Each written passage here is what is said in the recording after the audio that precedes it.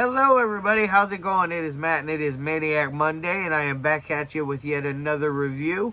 Before I roll on to anything, I want to wish each and every one of you a great morning, evening, dawn, day, or dusk, all that lovely stuff because life really is too short as is. Please do like, share, and subscribe. I love seeing each and every one of you every Monday through Sunday. Whenever it is I'm here. I know it's been an awful lot lately. I've been just bombarded with lots and lots and lots of reviews with lots of directors from around the globe. It's amazing, and I am so thankful for each and every one of them.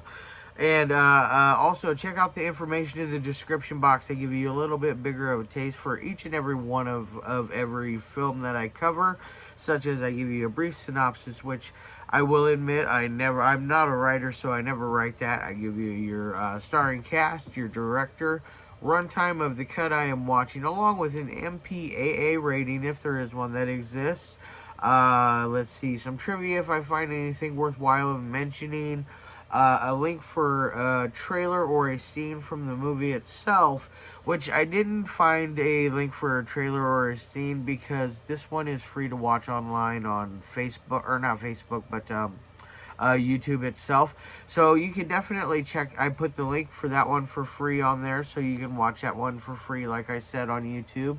And you can also buy a hard copy, which I have a copy of it myself, that the director Helen Thompson herself was so kind enough to send me to review for you guys. And it is none other than 2015's One by One. What is it also known? Tales of a Family That Drops Like Flies, or something like that. I put it in the full description title of it.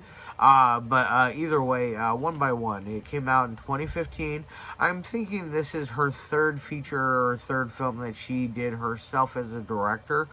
She did 6 of them, seven, 8, I think in total, counting 2 that are upcoming releases.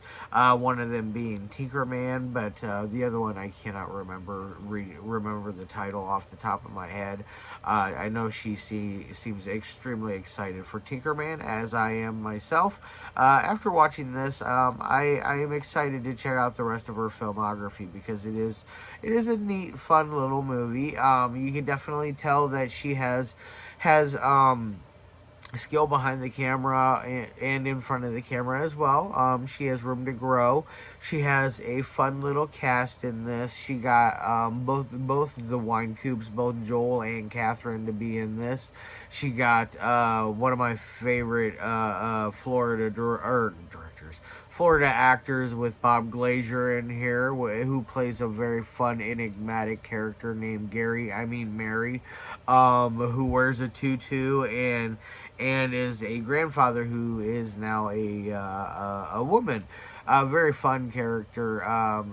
He has a very interesting a way of delivering all of his lines with this. He is very high-pitched delivering them. It almost sounds like he put his yarbles in a blender, if you know what I mean. You know, it's definitely, he's got a really high-pitched voice when he talks, and it's very funny. Oh, it's a fun flick all the way around, but you can tell that everybody had a good time when they were making this. It's basically somebody is going around one by one and is basically killing everybody off in this family, and you're trying to and our lead is trying to figure out who's doing it and why. It's very basic, cut and dry with that sense. Once you find out who it is, why it is, how it is, and where, it does take a little bit of a different turn, which was kind of neat, and I didn't really see it coming. I will admit that. So good job with that. I will say that this is one of those films that I am glad that I have a copy of this in my collection, and I will be watching it multiple times. It kind of made me feel it's kind of a feel feel good kind of murder movie, if that makes sense. It's not gory by any means. This is one of those you can watch with just about anybody and not have them get offended. There's very little swearing in it. As far as nudity, there's zero. There's no gore. There's very little blood. You get to see a tiny bit at the very end with on somebody's shirt. It's very mild when it comes to that sense. So it is not your usual affair for my films. So keep that in mind when I'll be reviewing all of Helen Thompson's films for the next 6 weeks. I will be doing a film a week for the next 6 weeks, and her stuff is very different compared to what I normally would do. So that's very nice. It'll be a nice breath of fresh air. I hope that you guys will enjoy her films. As you can see, the artwork for this is really kind of neat. It's a Grim Reaper-esque type character that is doing a pose over the cover artwork. I really like it. I think it's neat. I like all the artwork for all the films that she sent. Lefty Lucy by far is the coolest one out of all of them, and it has a really like neat backwards idea on how the artwork is. It's kind of cool. It's a neat little idea and setup. My only thing is when you turn this over to read, it is very blurry and it's very hard to read. So I had to thank God for Google. I could IMDb check this right away, and it gave me everything I needed, all the tools I needed right away for it. And Kelly is very on the ball and with giving me all the information I needed to know about this film, which is very nice. She's a very humble, very kind director. I am very appreciative of directors like her, and I am thankful of directors like her because they really go out of their way to really show you that they appreciate not only their art, their craft, but their fans as well. She told me that she had a 12-year-old child contact her about this film in general and tell her about how much that they liked this film and how it was something that they watched and it just really touched them and really inspired them. You know, it was and that's really cool. I really it kind of like reminded me of a younger Matt. You know, trying to get a hold of directors like Lucio Fulci and Toby Hooper and Wes Craven, trying to get autographs from them and letters from them because they were the cool guys. They were the guys that I admired when I grew up as a child. The directors, the filmmakers, the auteurs that I admired. So that's really neat, and I respect that, and I think that's very cool that she has a nice little fan base already built up for herself, and being down there in Florida where she has such a great connection with the Wynkoops and Sleazebox and Gatorblade and just really just gets a nice plethora of films underneath her belt, not only directing, writing, producing, and acting as well. She is a talent of all types. She is what they would call a jack of all trades. She is definitely has a lot of talent, and she is honing her craft very well. I am very excited to check out the rest of her stuff. Now, as far as a technical ability, she is very good on a technical aspect. She knows what she's doing. She knows how to set up a shot. She had some people around her that knew exactly how to make a film. It helps that she had some great professional actors with Bob Glazier and the Wynkoops along with her in there, and Ashley Lynn Caputo as well was in this. Having those professional actors in this really did help up the ante of the value of this film, I felt like. Is this one for everybody? No, it is definitely not. It is not for my hardcore extreme horror files. This is for my more mild contemporary types. You know, this is one you can watch with your family and feel okay with. You hear the worst thing you hear the F-bomb in there like a couple of times. You hear shit a few times, but other than that, it's pretty mild and mellow on that with the language. And like I said, there's zero nudity. Very light on the blood. Zero gore. So it's very what I would say a universal film for everyone to watch. As far as editing goes, there's a little bit of work that needs to be done. It does get a little choppy in places, I will admit, but it doesn't affect the overall vibe or flow of the film.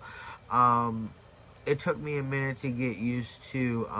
There's a little dialogue that'll run across the top or the bottom of the film while somebody is delivering a line at the same time. It took me just a moment to get used to that. So I rewound it and rewatched those parts over so I could get a better feel for it. So it kind of like, so it could kind of sink in a little better, and I could get a better feel for what I was trying to compute, what Kelly was trying to convey to me as a viewer. So it was very good on that aspect. It can always take improvement, like every film. Nothing is perfect. There's very few films that I feel are flawless out there, and this is definitely, you know, I'm not gonna say it's bad. It's definitely not bad, but it's not flawless, you know. Like, so definitely don't take any of that to heart. And as far as dialogue goes, the dialogue works. It doesn't feel forced or jumbled or how do I say this? Fake sounding. You know, it doesn't sound like ingenuine or like something that these characters really wouldn't say, you know. So it was believable that they would talk this way, other than Mr. Glazier's character, you know, the high pitched tone, the way he talked. That was the only thing that was obviously kind of hokey and funny. But other than that, I really did like that. Like how everybody tried their damnedest. So I give everybody an A for effort. You know, you guys did awesome with that. Now, as far as what else do I want to talk about? Story and plot development works together very well. The puzzle pieces fit together in their correct places. It never once feels like a jumbled mess. Once the ending gets there, like I said, I didn't really see it coming exactly, so it was a little bit different ending that I was expecting. So it was cool to have what actually developed. So keep that in mind. It has a nice fun ending. So when you go to check out that link down in the description box, check out when you go to check out this film, check out the other stuff she has as well. I imagine they're all going to be just as fun as this, especially Lefty Lucy. That one really looks like it's going to be a blast, and Six Strings looks like it's going to be very good as well, which will both be extremely different for me to review. You know, Six Strings is a like a musical drama type biopic almost. So that'll be really different for me.